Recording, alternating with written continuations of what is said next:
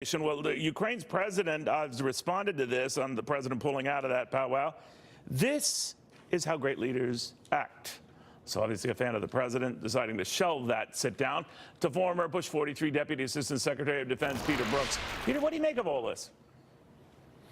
Well, I don't think it's the last thing that's going to be said on this. I think the meeting's off for the moment. And I think the president is trying to pressure Putin to return those ships and those Ukrainian sailors.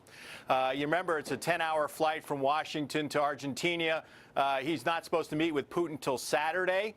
So there's some time now where Putin can do the right thing and release these boats and sailors back to Ukraine. Now, that may not happen. And I think the president is also being principled by saying, if you're not going to do that, then we're not going to have a meeting. So there's a lot of ways to look at this, but it may not be the last word on this meeting. You know, what happened, or do we know what happened? Because when there was that scrum with reporters before he was hopping on Marine One, it sounded like the meeting was on. Then we're told he got on Air Force One, shortly thereafter decided, no, the meeting's off. Do you know what came to light or what? Well, you know, I don't, quite frankly, I don't. But there's a possibility. I did see a news report that some of these Ukrainian sailors were being sent to Moscow from where they were in Crimea. So that perhaps could have been done. And of course, you know, the U.S. government has lots of good information from our embassy in Moscow, from intelligence sources, military sources that could have given them some sort of information that they needed to do something to pressure Putin. Or they just want to show their unhappiness with the situation. Maybe they thought that they were going to be released in a goodwill gesture, and the Russians have backed away from that. So we don't really know at this point, but there's a possibility they did get some information that made the president move in that direction quite quickly. I saw that scrum as well, and I was kind of surprised by the tweet that came so quickly after that presser. Peter, you've been to these kind of events, and I was talking to the former Australian Prime Minister who told me that normally what gets a lot of attention are one-on-one meetings that a United States president has. The trade one is certainly being focused on. It says it's by far the most important development of this G20 gathering. It matters the most to Australia. It matters the most to the world. And we know in the middle of that mix is Peter Navarro, who's pretty much a hawkish trade personality who has the president's heart.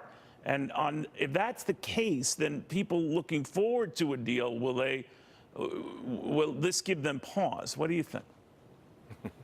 Well, you know, you're right. Most of these G20s, the most press they get is about the protests often. That's true. But this one is really big when you think about it. Putin, Trump, Xi, Trump, the Crown Prince of Saudi Arabia is going to be there. The president's going to meet with Turkey, with the Turks. He's going to meet with the Germans. He's going to meet with the Indians, the Japanese, the South Koreans. There's a lot. But you're right. There's going to be a dinner with President Xi on Saturday, as I understand it. And I'm sure trade is going to come up. I don't expect you're going to have a deal. Certainly on Saturday, you may have principles of a deal if the two leaders can come to some sort of agreement. But I think the fact that Peter Navarro is going to be there shows that the Americans are going to hold a tough line. And the Chinese have to be thinking about this because, 1 January, we're going to see the tariffs go up from 10% to 25%. So, yeah, there could be something coming out of it, but it's going to be obviously at a very high level. And then the staffs will have to work out the details if Xi and Trump can come to some sort of agreement. You think they will? I think it's possible, but I think the Chinese are also trying to hold their line and see who blinks first. Right. So I'm not optimistic at this point, but there are people who know better than that about that than I do, I would say. You're way too modest, Peter. But thank you very, very much, my friend. I always enjoyed chatting. Peter Brookes, the former Bush 43 Deputy Assistant Defense Secretary, over at the Heritage Foundation right now. All right. Well, this was surprising considering we're